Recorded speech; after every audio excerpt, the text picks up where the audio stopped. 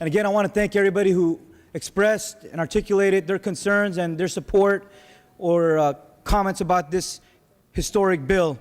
But I do want to remind everyone that before January 1st, 1994, there was no requirement to show proof of a Social Security number. In 1993, Senator Al Alquist authored a law that, for the first time ever, required people to submit a Social Security number for a driver's license. And it's only been since that implementation date that many undocumented persons have not been able to be eligible for a driver's license. So it used to be California law that they could apply and get tested and be insured and drive on our roads lawfully. But this is a very historic night for all immigrant communities. And as my colleague from San Diego said, it's not just Latino communities. It's African immigrants, it's Asian immigrants, it's European immigrants, it's immigrant communities of all colors and all backgrounds that will benefit from this law.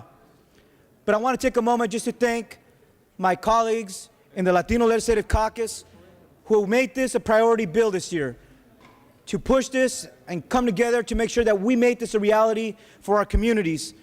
I want to take a moment just to especially thank our Latino Caucus senators who were determined to make sure that this bill was going to move forward, including Senators Lara and De Leon. But I also want to thank our Speaker and our President Pro Tem, who have always been strongly supportive of this important measure. But members, this is the best shape that this bill has ever been. It's been argued in Sacramento, in these chambers for almost 2 decades. But for the first time in the history of this bill, we have Republican co-authors. I want to commend Senator Anthony Cannella for joining with us and co-authoring this for the very first time. We've had Republican Assembly members who have voted for this bill this year. I want to thank them as well. But for the first time ever, last Friday, we got the first endorsement ever by the California Police Chiefs Association.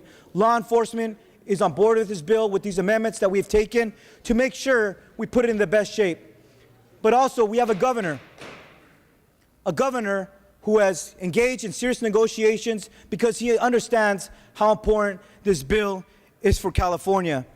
And lastly, I just want to thank my staff, the workers in my office who knew how important this bill and the previous bill were for hardworking Californians, and they worked diligently for many months to make sure we put this bill in the best shape.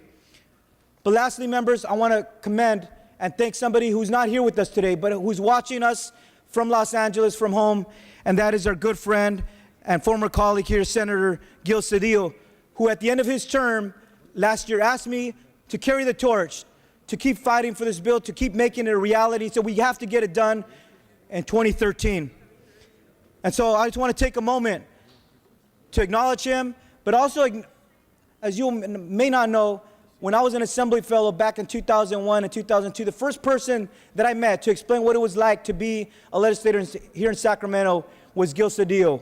And he was fighting for this bill then, and here we are 11 years later, and I'm able to carry on his work and make it a reality. But I remember a story when his late wife passed away, Ruby Cedillo, and when she was almost facing death, she took a moment and she urged Gil to say, don't give up until you make this law a reality in the state of California.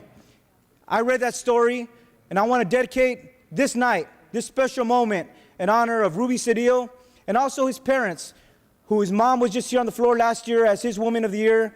She passed away. She didn't get to see this moment either. His father just passed away last weekend, Gilbert and Mary Cedillo, his parents, who didn't get to see this moment. They knew how important this was for him, but they're up in a better place, but they could look down on us tonight and see that California is making history, and California is making this a reality for the thousands, if not millions, of hardworking immigrants who only want a lawful way to drive their cars to work, to church, to take their kids to school, to buy groceries, to take them to the doctor. Members, next year is the 20th anniversary of Prop 187. When that took place, many of us, including Ricardo Lara and I, Manuel Press, we were just kids.